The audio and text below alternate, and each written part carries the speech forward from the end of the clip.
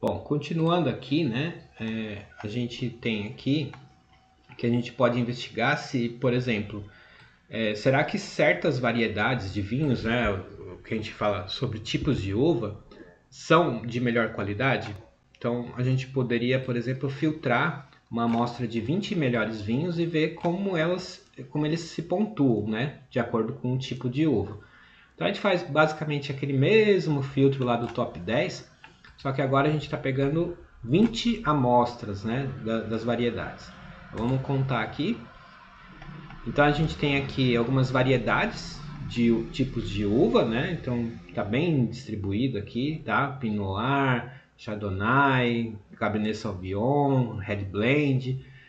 E aí a gente seria interessante a gente visualizar os dados, né? Então a gente pode, por exemplo, pegar cada um desses tipos de uvas, né, e plotar um box plot também em cima da variedade de uvas com relação aos pontos, né, que é o que interessa para a gente.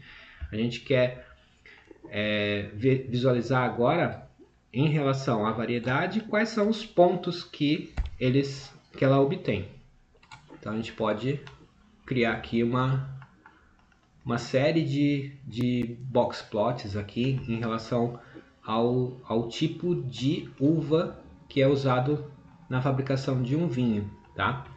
Aqui, né, a gente plotou 20 tipos de uva, tá?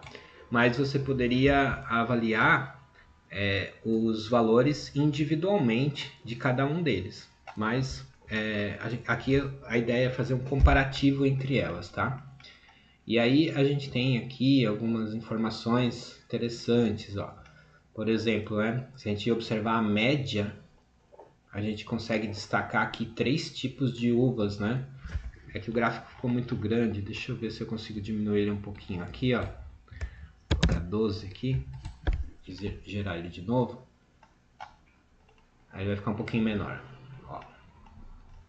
A gente tem aqui, ó, a uva Pinot Noir, né, que em média recebe 90 pontos. A uva Sairan, que em média também está recebendo 90 pontos, tá? Por exemplo, essa última uva aqui, a gente tem alguns pontos que são de 100%, né? 100, recebendo nota 100 aqui. Então são umas 3 ou 4 tipos de uvas aqui que são interessantes a gente analisar essa distribuição delas também, tá? Então, quando a gente lista os top 20, né, com relação à melhor classificação, a gente pode ver que Pinot Noir tende a ter a melhor desempenho com a pontuação média mais alta. E aí a gente já sabe que a qualidade está fortemente relacionada ao preço, mas nem todos os clientes podem gastar $3.000 em uma garrafa de vinho, né? Então a nossa tarefa é descobrir qual é o melhor custo-benefício em algumas faixas de preço. Então a gente pode estipular algumas faixas de preço, por exemplo, até $15, de 15 a 30, de 30 a 50, acima de 50. A gente poderia colocar outras faixas de valores aqui também, tá? Essas são faixas sugeridas aqui, mas vocês poderiam colocar mais faixas de valores aqui. Então a gente pode fazer assim, ó, até $15, né? Então a gente pode fazer um drop na nossa base de dados, né, para tirar a coluna descrição, província e wine e colocar somente os preços que estão abaixo de $15, ordenando eles de forma descendente, pegando só os 10 primeiros e colocando aqui um estilo para mostrar no gráfico. Aqui a gente já começa a perceber algumas coisas interessantes, como por exemplo, ó, com base no preço, né, eu tenho vinhos que custam $14 e que tem pontuação de 94 pontos. São vinhos muito bons, tá? Então esse daqui, ó, a gente pode já separar esse daqui, ó, que na faixa de até $15, nós temos vinhos que têm pontuação muito alta aqui, em torno de 94 pontos, que é o vinho espanhol, tá? A gente pode fazer também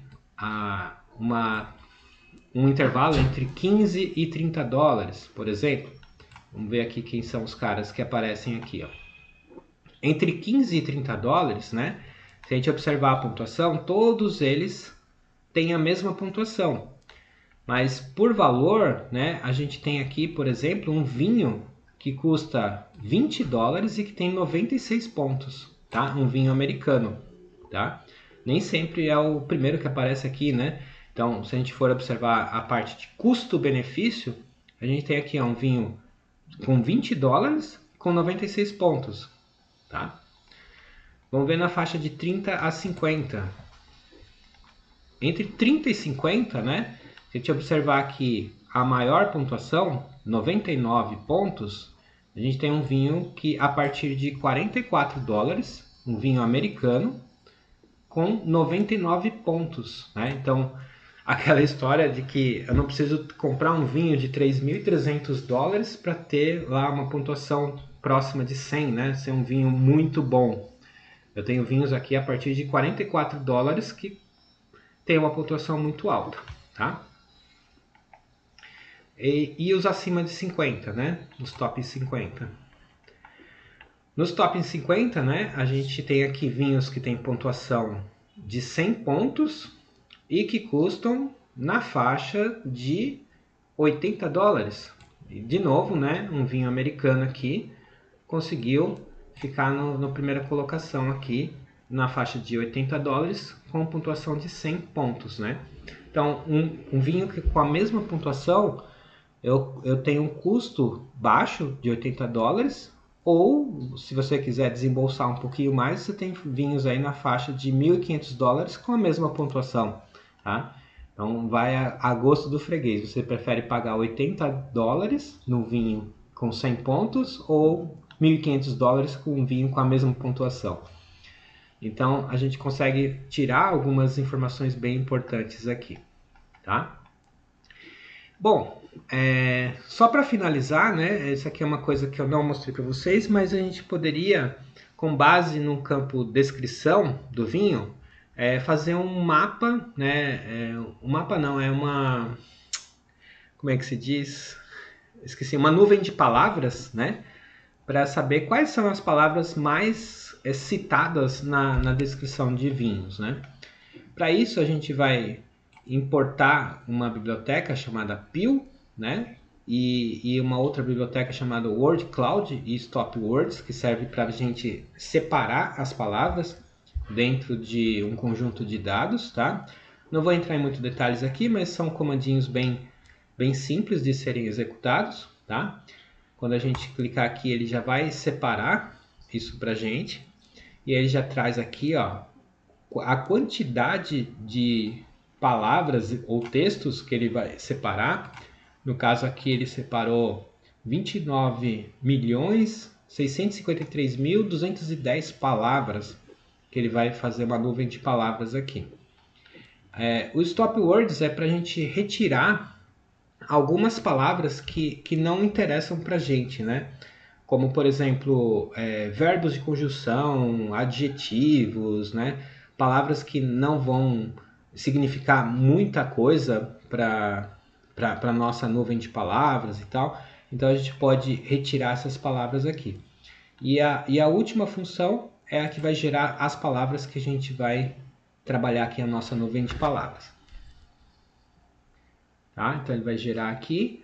E aí a gente pode usar lá o Matplotlib para, com base nessas palavras que ele conseguiu ver, conforme a frequência que elas aparecem lá no campo descrição, ele vai gerar uma nuvem de palavras para a gente aqui. Então, espera concluir um pouquinho aqui.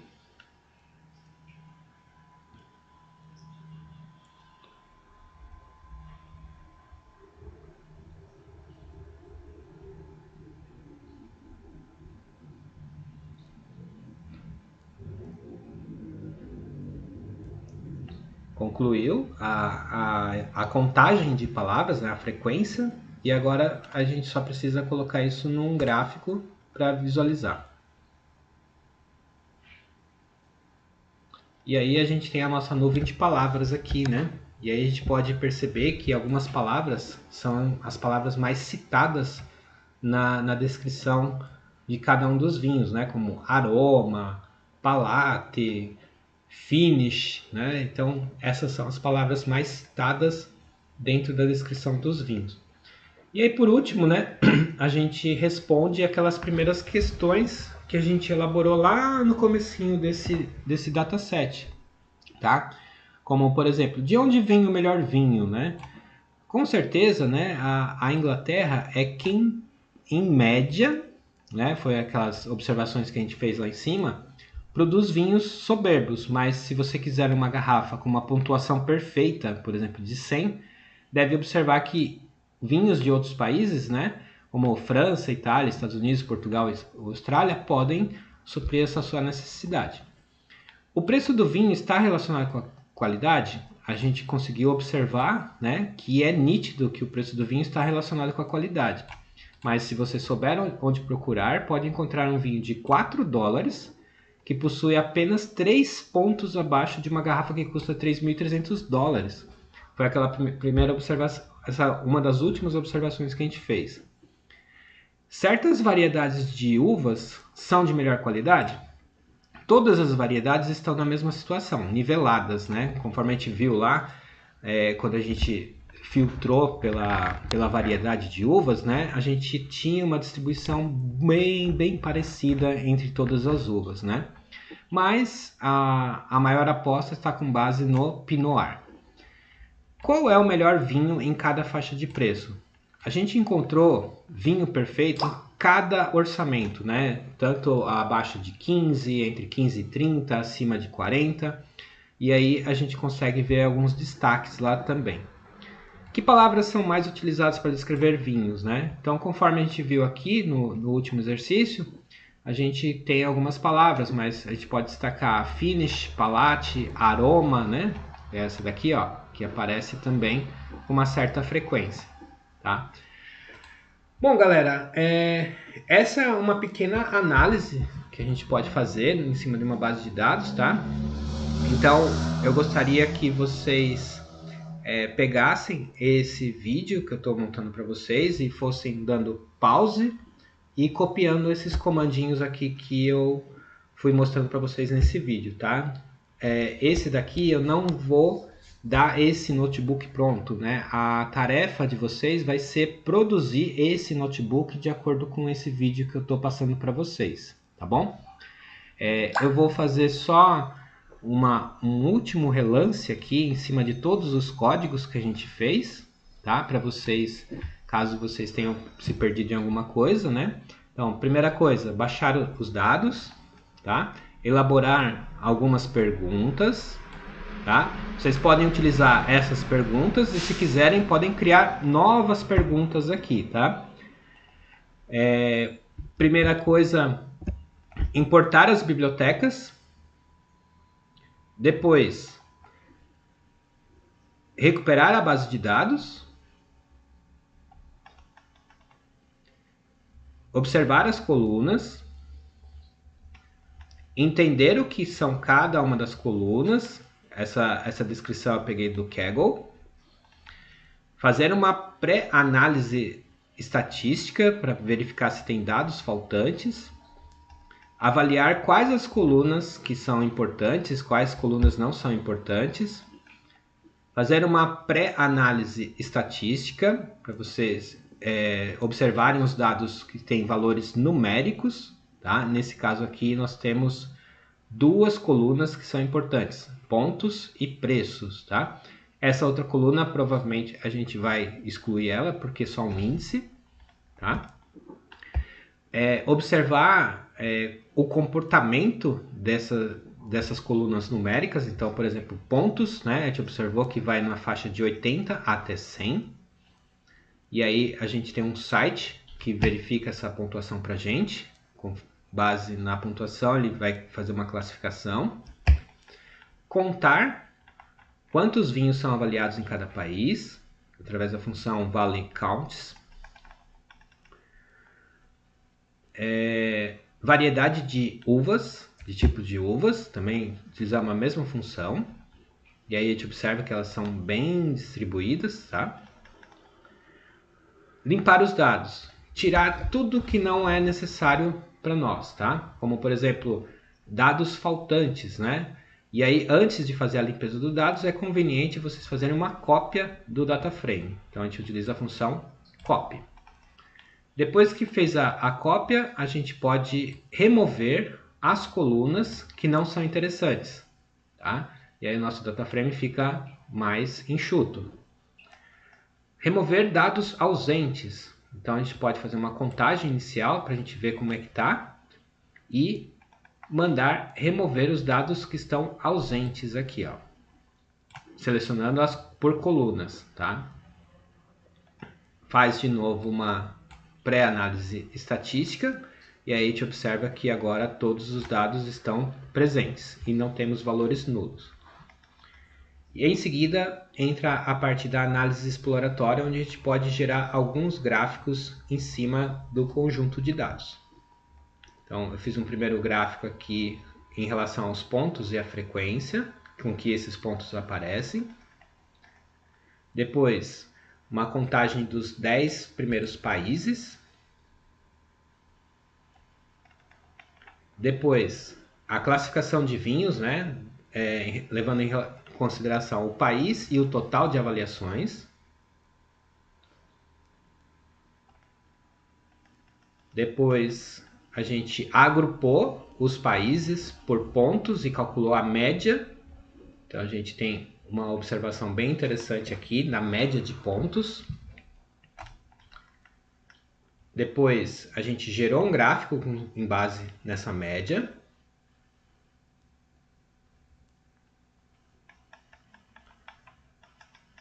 Depois, a gente fez uma classificação de país com base nas classificações mais altas, em torno de 95 a 100 pontos.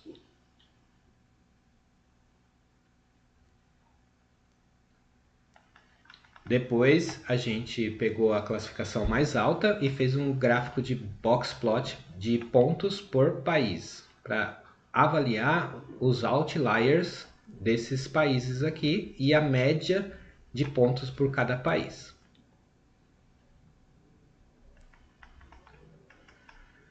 Em seguida, nós pegamos aqui a coluna países, preço e calculamos a média e ordenamos por ordem ascendente de país.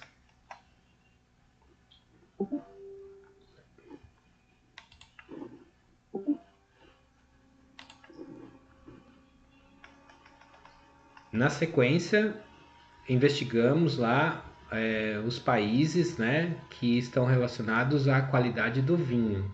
E aí a gente fez um histograma para isso. Nesse histograma, a gente conseguiu perceber que ele não é um histograma assim totalmente normalizado. Ele está bem direcionado à esquerda. Então, uma das técnicas que nós podemos fazer é uma distribuição logarítmica desses dados aqui. E aí a gente tem aqui a nossa distribuição normal, e aí a gente pode observar que os dados máximos são de 3.300 e o mínimo de 4.000. E a nossa média está em torno de 35. Então a gente tem do mínimo para a média, né, a gente consegue observar que mais de 75% dos dados estão abaixo de 42 e o restante está para 3.000. Então a gente tem uma distribuição assim muito diferenciada aqui. Então uma das técnicas seria normalizar essa distribuição do preço utilizando uma técnica logarítmica. E aí a gente aplica o logaritmo em cima da coluna preço e aí a gente tem uma distribuição um pouco mais normalizada aqui dos preços. E aí, com base nessa distribuição, a gente pode voltar a recalcular o nosso histograma aqui.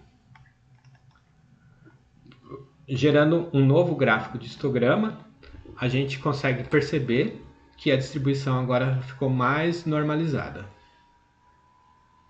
Então tem aqui o código e a distribuição mais normalizada aqui. A gente pode gerar gráficos do tipo heatmap, que eu não mostrei aqui, mas seriam interessantes que vocês tentassem executar algum gráfico de heatmap aqui, de mapa de calor, para entender como que as variáveis estão correlacionadas umas com as outras. Ou montar manualmente esses gráficos como eu fiz aqui, tá? A dica é, tentem usar esse heatmap e vocês vão conseguir ver a correlação entre as variáveis, tá? Se quando uma cresce, a outra cresce junto, ou se é ao contrário, né? Quando uma cresce, a outra decresce. E aí vocês conseguem observar isso aqui de uma forma mais geral. Uma maneira mais manual é fazer isso que eu fiz aqui, montando um gráfico na mão. Então esse gráfico ele vai fazer lá, vai plotar todos os pontos em relação ao preço, para a gente entender que o número de pontos do vinho ele tende a crescer junto com o preço do vinho também, com algumas variações que a gente pode observar no gráfico a seguir. Então a gente pode também, né, obter qual é o registro do menor preço do vinho e o registro do maior preço de vinho, tá? Só para a gente fazer algumas observações a mais aqui. Depois a gente pode fazer uma contagem, né, dos 20 melhores tipos de uva presentes na nossa base de dados. Então aqui a gente faz um outro filtro para a gente saber quais são os 20 tipos de uva mais utilizados aqui na nossa base de dados. Depois a gente pode criar alguns gráficos do tipo box plot, de acordo com a variedade de tipos de uva e a pontuação que o vinho está levando. Tá? Então a gente tem aqui o código. E aí ele vai gerar alguns gráficos aqui que são interessantes. Lembrando que a gente pode ir separando, né, desagrupando esses caras aqui e analisando eles individualmente também. A gente pode criar algumas faixas de valores para poder entender se o custo-benefício tem a ver com o preço ou se a gente consegue vinhos baratos com um benefício alto. Então a gente pode criar algumas faixas de valores. Eu criei 4 faixas, mas vocês podem criar umas 5, 6 faixas para fazer uma melhor análise. Eu acho que seria interessante também, tá?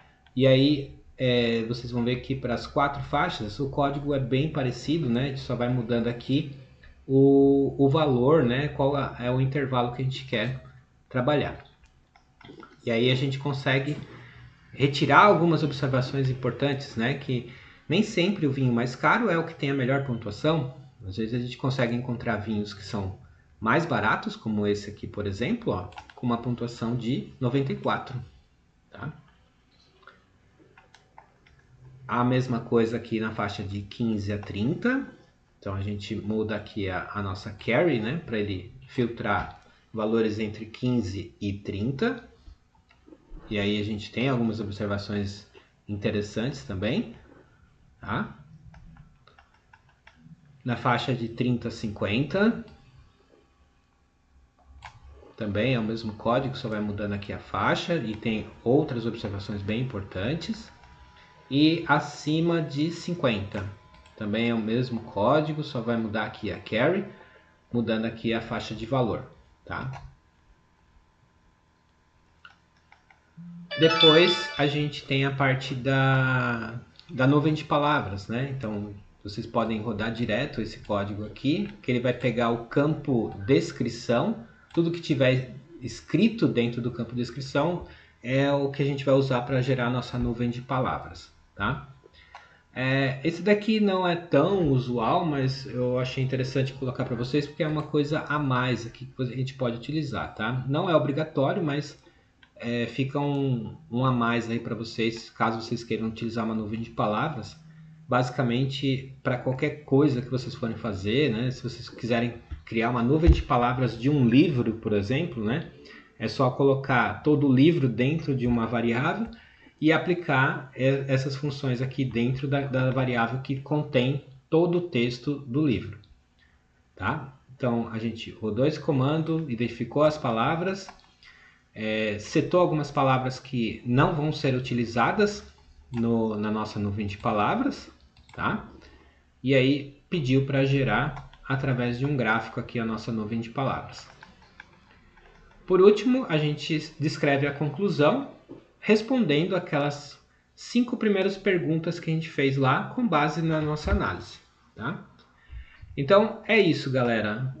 Eu gostaria que vocês tentassem replicar essa análise exploratória com base nesse vídeo. Então, vocês vão assistindo, vão dando pause no vídeo para vocês poderem fazer.